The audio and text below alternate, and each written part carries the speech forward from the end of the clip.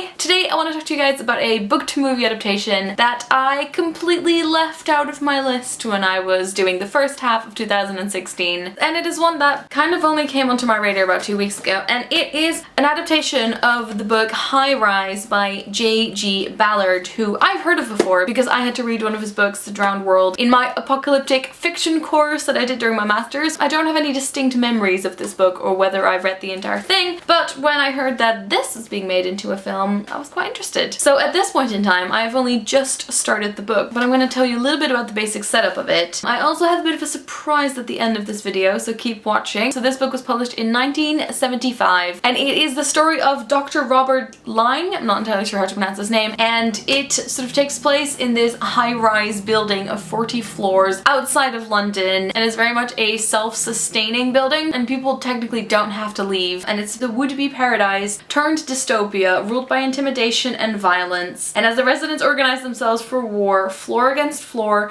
no one wants it to stop. And now we're gonna jump to me in the future. Okay, it's now a week later, and I have since seen the film and finished the book. Also, I am coming to you from Norway. I have some thoughts, and they're all written down on this piece of paper. So first of all, I just want to talk through the premise a little bit, because when I filmed that earlier clip, I obviously hadn't seen the film yet or read the book. There is this 40-floor high-rise that's been built. There are 2,000 people that have moved in, and amongst the crowd are sort of the three main characters. First of all, there is Dr. Robert Lang, who is newly single, and he has moved in on what I think is the 25th floor. Then there's Anthony Royal, who lives at the top floor, and he helped design the high-rise. Finally, there is Richard Wilder, who lives on the second floor with his wife and kids. He works in either TV or film studios, and he's described as like a big strong man. So when everyone has moved in to what seems to be this idyllic building, complaints start happening. The lights start getting cut for certain floors, the garbage chutes are not working properly, and what starts with complaints that aren't really resolved ends up causing a lot of animosity between different floors, especially the lower floors, which are the cheaper apartments, and the top floors where sort of just rich and famous people live. And very quickly things start spiraling out of control. So first of all, let's talk a little bit about the book. It is from the point of view of the three different characters I mentioned earlier. None of these characters are very likable. It was an interesting experience reading the book directly after seeing the film. Both the book and the film start with a little flash forward of basically a scene from the end. I did think the book was quite a quick read. It's only 250 pages. I found the writing quite blunt. I think the content is shocking enough that the writing doesn't really need to emphasize it that much, so just simply stating certain things does the trick. I would say that women definitely get the worst treatment and description in this book. There's a lot of sort of uncomfortable physical descriptions of women in this book, and I've heard that J.G. Ballard was not the biggest fan of women. What I did really like in the book over the film is that there was a lot more inner dialogue, sort of illustrating the thought patterns of why aren't people cleaning up their trash? Why aren't they leaving the building? The mentality in the book is very much that they want to keep their issues to themselves because they want to have the opportunity to solve it amongst themselves, and they don't want the authorities to get involved. So when they leave the building, they still dress up very nicely and like clean themselves, and they go to work and mostly sleep on their desks, but no one really has a clue what's going on in the outside world, and they want to keep it that way. You can sort of figure that out from the film, but I think in the book it's definitely more clearly illustrated. Another thing that's a bit more clear in the book is that the people very quickly start forming clans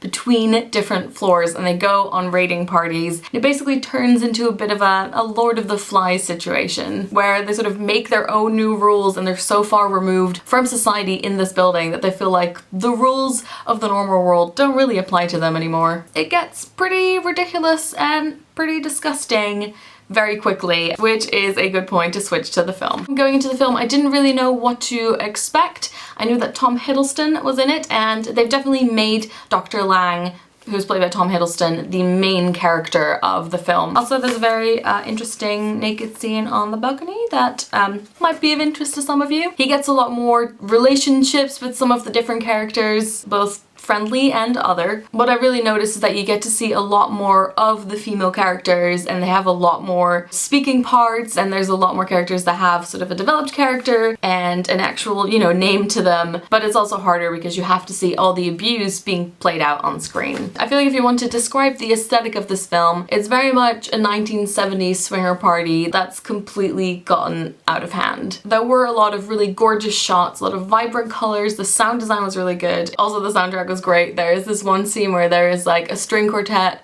playing an ABBA song, and later on it gets remixed, and it's probably one of my favorite bits. And overall I think the film just has a vibe of you want to look away but you can't, but sometimes you have to. I don't want to give away any of the ending, but I absolutely loved it. So if you know what kind of endings I love, then you can probably predict what happens. I do want to say that if you want to go see this film, be warned that there's a lot of sexual abuse, violence against both people and animals. So if you don't want to see that, maybe that's not the film for you, but I think it's good to go in with a little bit of a warning. I did think it was a really good film. I think it will definitely split opinions. I feel like you sort of leave the cinema a different person in a bit of a daze. Okay, so that's everything that I've written down about both the book and the movie. I'm definitely going to read some more J.G. Ballard. If any of you have read the book or seen the film, I'm very curious to hear what you think. I hope you enjoyed my double bill review, and now I'm going to leave you with a clip of Tom Hiddleston reading from the beginning of the book. Chapter 1. Critical Mass. Later, as he sat on his balcony eating the dog, Dr. Robert Lang reflected on the unusual events that had taken place within this huge apartment building during the previous 3 months. Now that everything had returned to normal, he was surprised that there had been no obvious beginning. No point beyond which their lives had moved into a clearly more sinister dimension.